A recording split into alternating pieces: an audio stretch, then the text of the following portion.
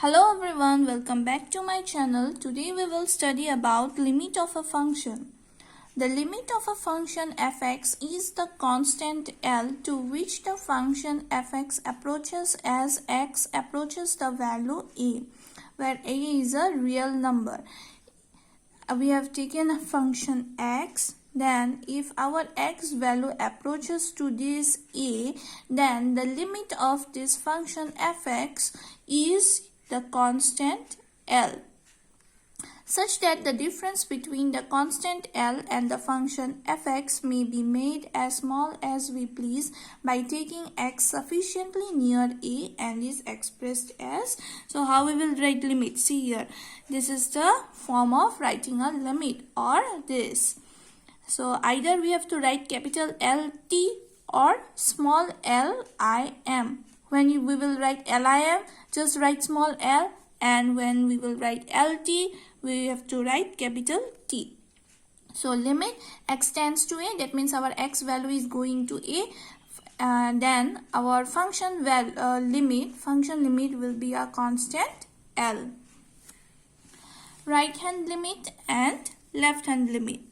If x tends to a from the right side, if our x value goes to a from the right side, then the limit of fx is called right hand limit as x equal to a and is denoted by this one. X goes to a from right, so we have to give one plus sign, and for left hand our x tends to a from the left side, so that we will denote left hand limit by a minus. Just write here a minus, limit x tends to a minus fx, and for right hand limit x tends to a plus of fx. Now when does a limit exist? When both the right hand limit and left hand limit exist and they are common to L, that means they are equal to their common value L, then we can say that the limit of a function exists. Let us see here.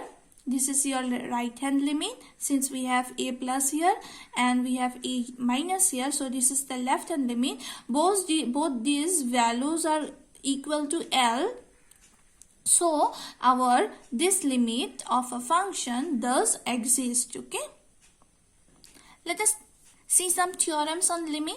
Suppose our fx and gx are two functions of x. So when we will find the sum of the what will be the sum of the limits? So formula is limit of x tends to a fx plus minus gx. This formula we can both use for plus also and minus also.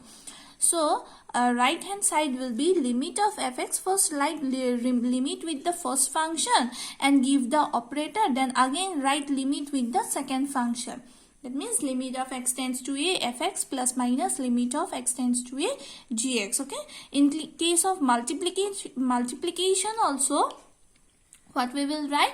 We will write limit x tends to a fx into limit x tends to a gx.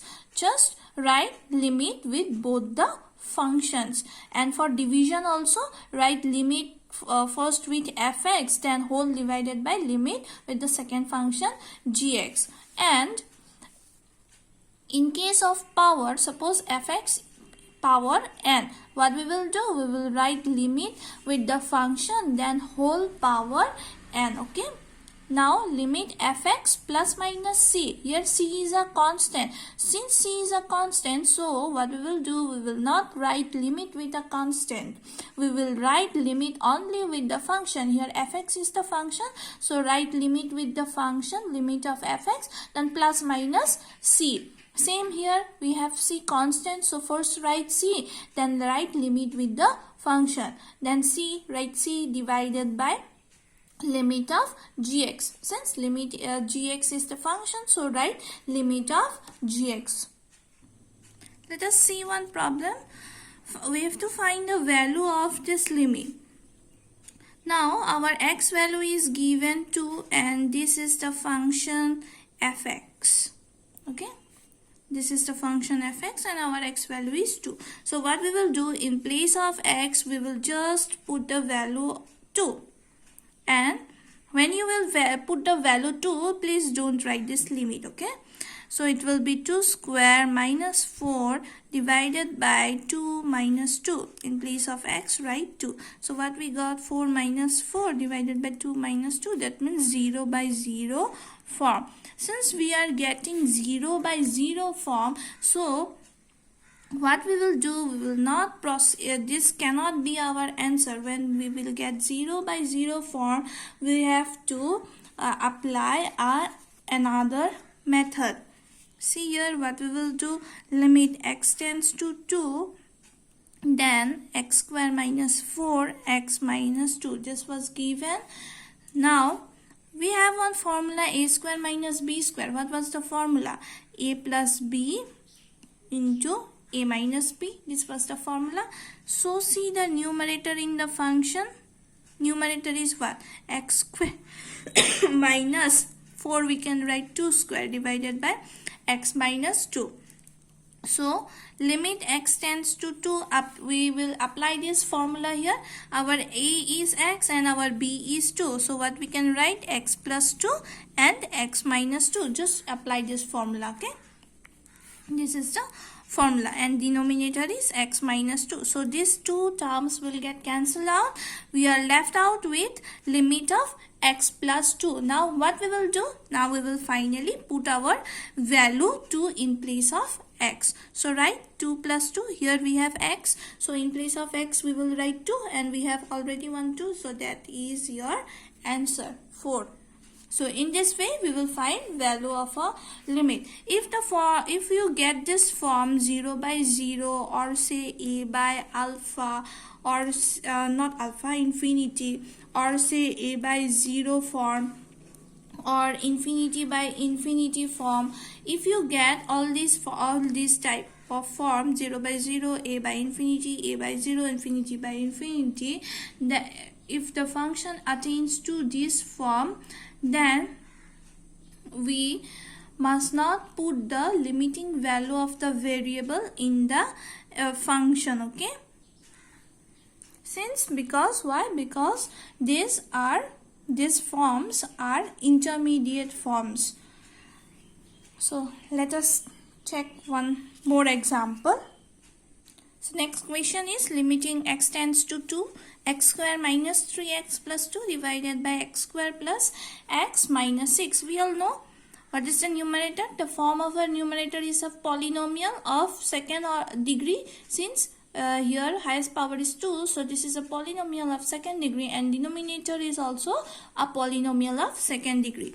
Now we all know how to find or how to solve a second degree polynomial. What we used to do, we just split the middle term, this one. When we have a polynomial of degree 2, then what we can do, we can split the middle term. We will split the middle term here. Now how to split the middle term, you have already studied this in school. We all know. So with x square we have 1. So just multiply this 1 with 2. What is 1 into 2? 1 into 2 is 2. We will get 2. Now what are the factors of 2? See here, we have already got the factors. 1 and 2 are the factors of 2. So if you multiply this 1 and 2, you have to get this 2. Okay. And if you add or subtract these factors, you have to get the middle term. So what is our middle term? Minus 3. So our sign will be sorry. Our sign we have to give minus 1, and here also with 2 we have to give one minus sign. So minus 1 minus 2, what we will get? We will get minus 3. That means we are getting the middle term. And if you multiply minus 1 and minus 2, and if you multiply minus 1 and minus 2, minus minus plus, and 1 into 2 will be 2. We are getting, see, we are getting this 2 again. So using the factors of 2, we will split the middle term. Okay.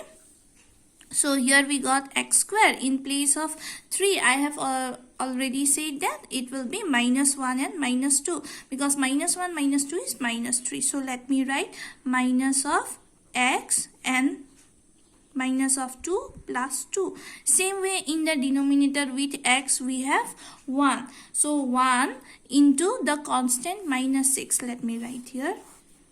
1 into the constant minus 6 will be what? Minus 6. Now, what are the factors of 6? Factors of 6 are 2 and 3. These are the factors of 3. So, if you multiply 2 and 3, you have to get minus of 6. So, here either in 2 or in 3 you have to give one minus sign, then only you will get minus 3. So let me check from the middle term with which factor, with 2 or with 3, with which one we will give plus sign and with which one we will give minus sign. So from here we can understand. See, here we have plus here, so obviously the capital number, that means not capital, the bigger one, that means the 3 is greater than 2. The greater one must have plus sign and the smaller one must have negative sign, because 3 minus 2 is positive 1. We have positive here, positive sign, plus 1x. So when we will take plus 3 and minus 2, you will get plus 1. So, and when we will multiply 3 into minus 2, see here we are getting this 6. I hope so you understood. If you have any query, please comment me down below. Okay. Then now what we will do, we will write here the terms which we got 3 and minus 2. We will write plus 3x minus 2x. Don't forget to write this x minus of 6. Now let me check. 3 minus 2x will be x. Yes, correct. And plus 3 into minus 2 will be minus 6. Yes, this one is also correct. Then limit x tends to 2. Now we got 4 terms. From the first 2 terms we can take common. What we can take common? X we can take common. So here we have x square, we have taken out x, so what will be remaining? Remaining will be x. So so here we have x, take out, we have already taken out one x, so what will be the remaining? Minus of 1. And from the second 2 term, what we can take common? We can take minus 2 common. So here we will have x, then minus, since from the plus sign we are taking minus common, so inside it will be minus 1. Why? Because minus and minus will again be plus. Divided by, from the first 2 term we can take out x common, then here we will have x plus 3. From this last 2 term, take 2 common, you will get x plus 3. We can check also, see, we can verify. Minus 2 into x, we are getting minus 2x. Minus 2 into 3, we will get minus of 6. Okay.